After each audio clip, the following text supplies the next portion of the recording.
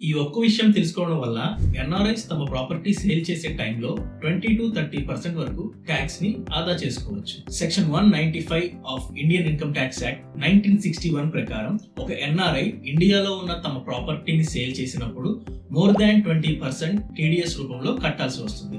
That means ఒక NRI ఇండియాలో ప్రాపర్టీని సేల్ చేస్తే బయర్ సేఫ్టీ కోసం టోటల్ సేల్ వాల్యూ మీద పెట్టుకోండి, ప్రాఫిట్ మీద కాదు, టోటల్ సేల్ వాల్యూ మీద 20% టీడీఎస్ రూపంలో బ్లాక్ చేస్తారు. That means 1 crore rupee value చేసే ప్రాపర్టీని సేల్ చేస్తే అప్ టు 20 lakh rupees వరకు బ్లాక్ చేయబడతాయి.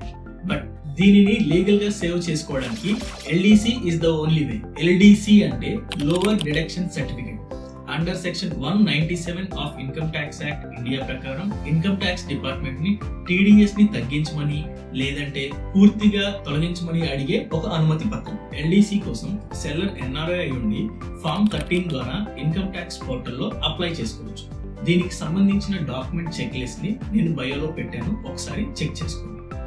అంతేకాకుండా సెక్షన్ 54 అండ్ 54 ఈసీ గురించి నెక్స్ట్ వీడియోస్ లో తెలుసుకుందాం. So don't let your hard-earned money got stuck.